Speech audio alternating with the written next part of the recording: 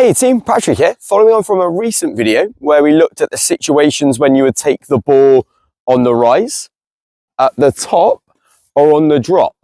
In this lesson, we're going to cover more detail and go into the aspects of the technique for how to play these shots.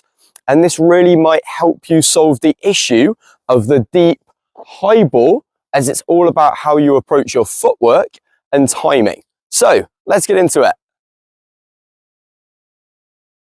Whether you play the ball on the rise, at the top, or as it's falling, all depends on the timing.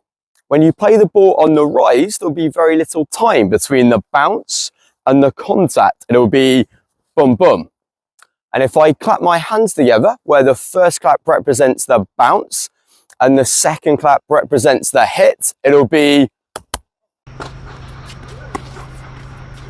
and a longer time when you let the ball travel to the peak or beyond to play the ball as it's falling. For all shots, we want to get behind the ball before the bounce. We call it beating the bounce.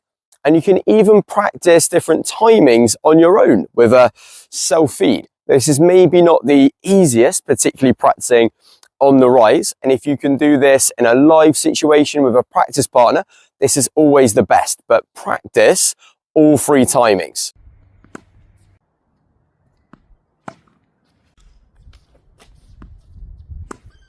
It might seem counterintuitive when you're dealing with a high, deep ball, but if you're looking to play the ball on the rise, don't step back, but step in and take the ball early.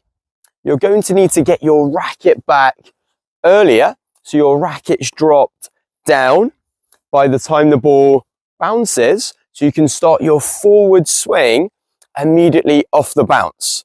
You're probably going to need to shorten your swing so you can still meet the ball out in front. Remember, we're swinging earlier, but not faster, and we might be able to use our opponent's pace against them.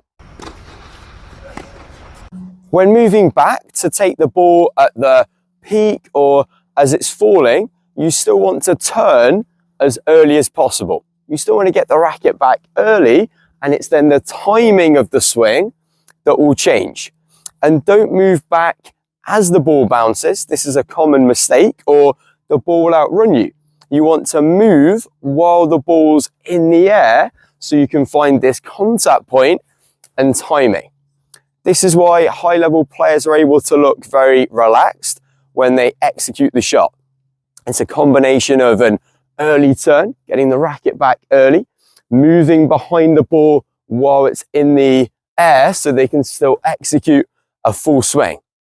This is a good indicator if you got far enough back behind the ball, we're not playing a quarter or half swing up here, but we're still able to take a full rip at the ball.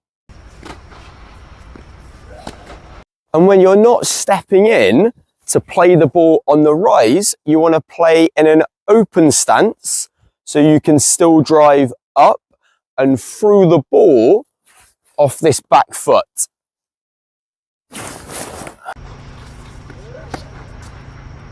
Right team, a quick video today, but an important one, and hopefully it gives you options, particularly when dealing with a high, deep ball.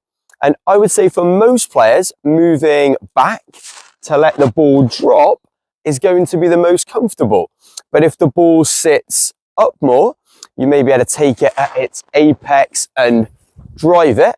And if it's coming through the court lower with more penetration, or you're playing on a court with a shorter runoff, you may need to take the ball more on the rise and play more half volleys.